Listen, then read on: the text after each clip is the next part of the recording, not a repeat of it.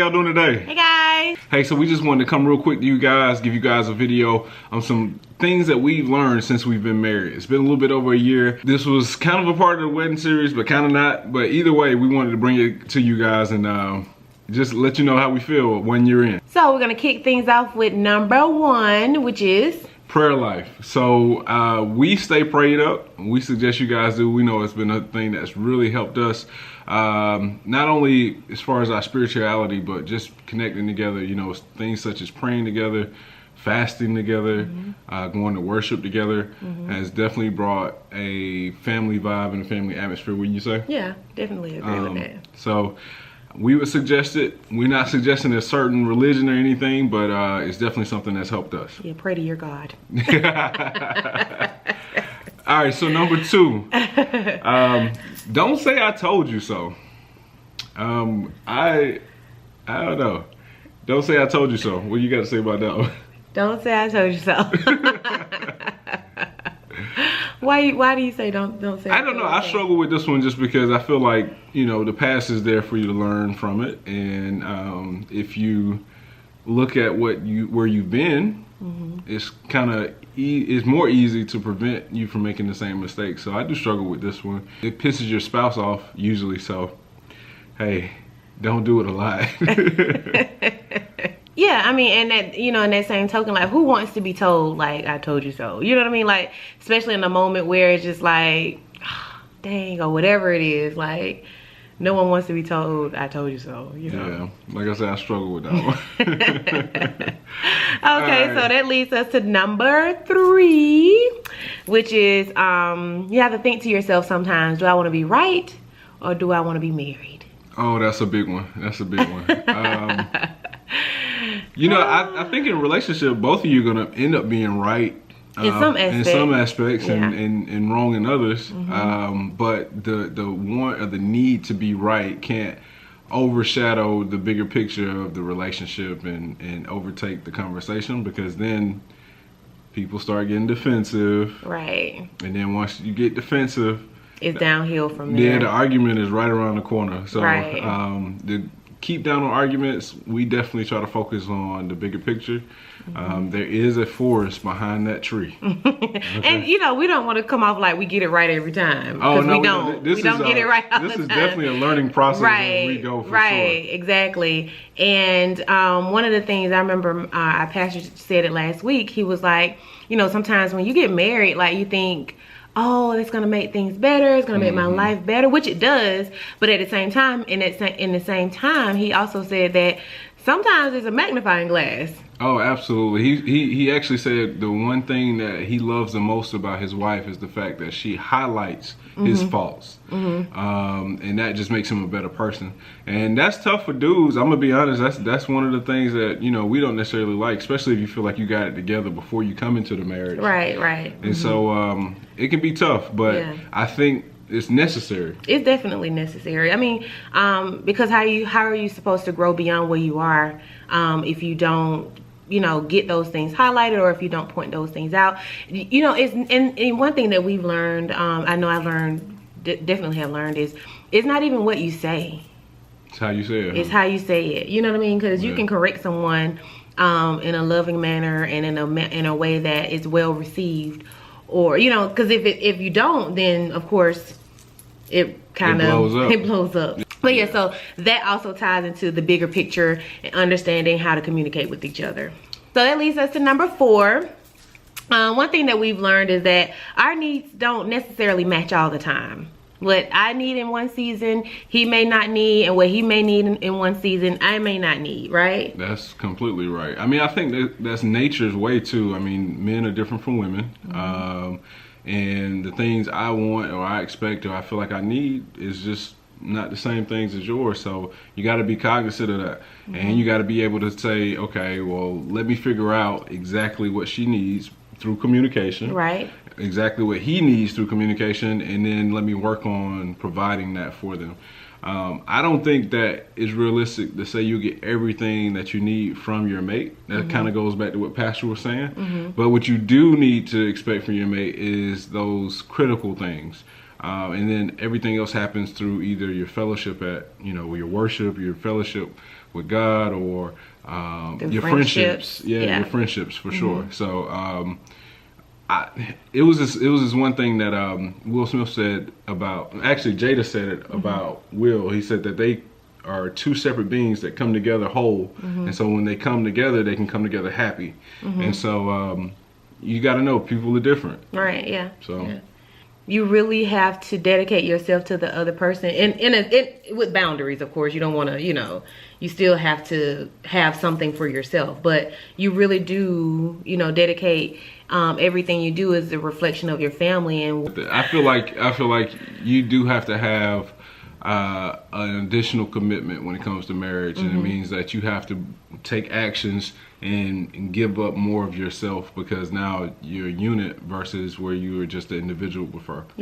Right. So yeah, it's just a little bit more responsibility, and like she says, you're a representative of a unit or a family now, and that comes with a little bit more pressure. All right, so number 5. Number 5, don't overthink it, man. We tend to do that as adults. These brains work well. So when something happens, you're like, oh, what does she mean by that? Right. What did he mean by this? Is he gonna go do this? Is he gonna go do that? Or should I be preparing for this and preparing for that? Let nature take its course. Let the natural course of things happen. Right. If you overthink about anything, you worry. Right. And no one wants to be around a worrying person, because they tend to be a nagging person, which tend to be unfun, unpleasant. Right. And a lot of times there's added on stress that you don't even have to worry about. That's you know right. what I mean? Like, that's right. When you overthink things, it's like, I wasn't even going there, or that's not even what it meant, or what have you. So that's something to keep in mind. So guilty. So number 6. It kind of go, like I said, all of this stuff it just builds on each other, right? So don't be serious all the time. It's number 6. Don't be serious all the time. You got to take time to just be silly, have fun, enjoy life. We know you got mortgages. We know you got bills. We know you probably got kids. We know all this stuff going on at work. But just enjoy each other, right? Don't be serious all the time. Like understand each other's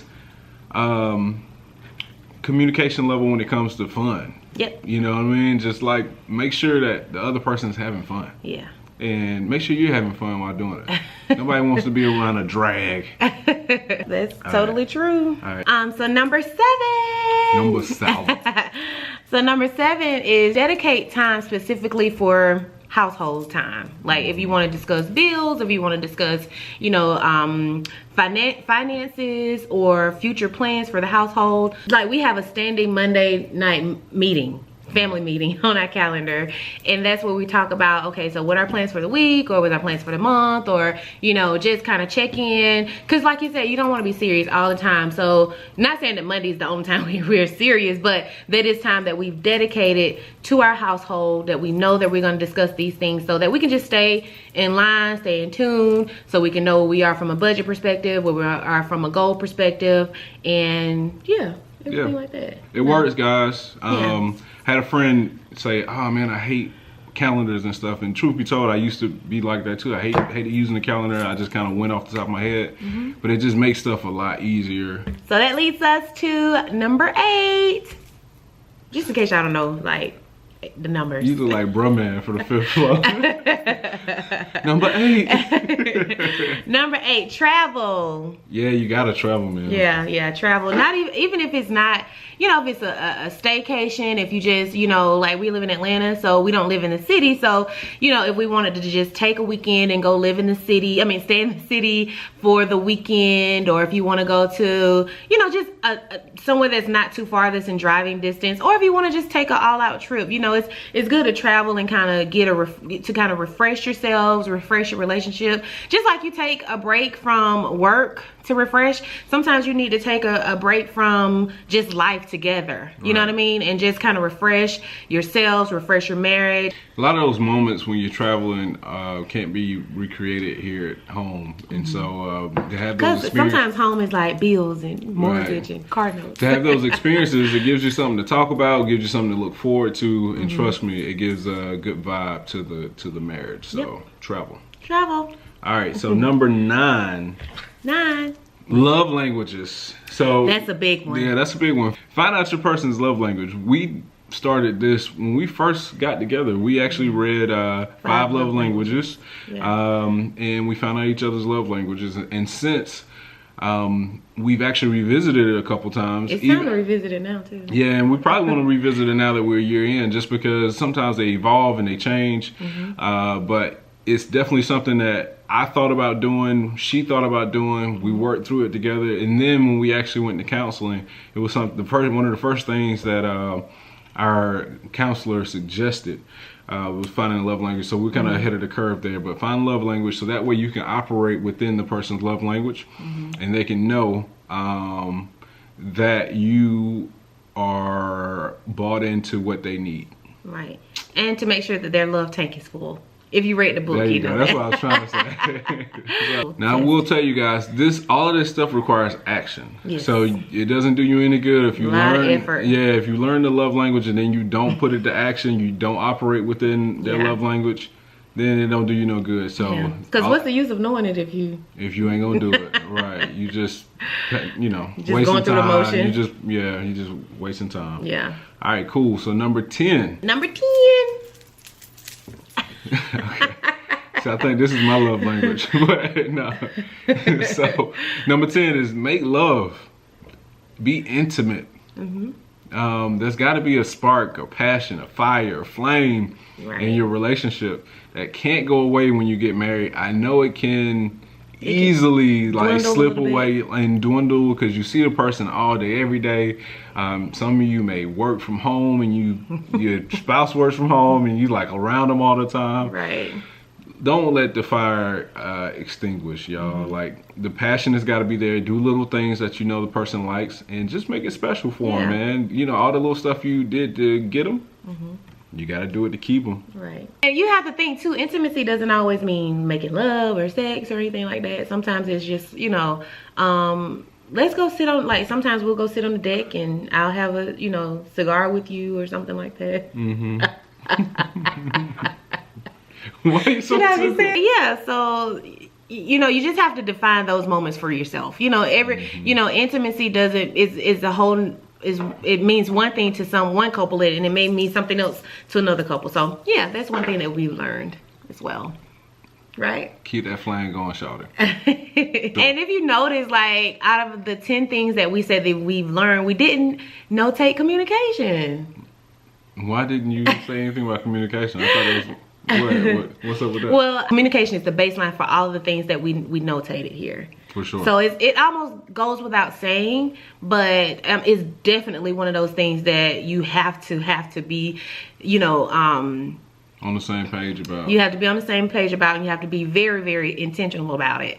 And just like everything we named here, you have to be intentional about it, and it cannot succeed, it cannot go well without communication. So it was one of those things that's kind of like, it's always the underlining tone of everything you do. So we didn't mention it as a number, so because we felt like it was just the baseline for everything. And then one of the things to know, especially in our culture, coming from where we come from, that's not something that you may have gotten or learned when you were growing up. And so you got to be intentional, like B said, and make sure that if you want your relationship to survive, you got to make sure that you learn how to communicate with your spouse and be open and honest. Is that all? I mean, we probably could go on and on, like the things that we've learned, because it's one of those things that it's kind of evolving. So of course you learn things all the time about each other, about yourself. Maybe we need to do our own one day and say, the top things I learned about myself since I've been married. Hey, we might do that.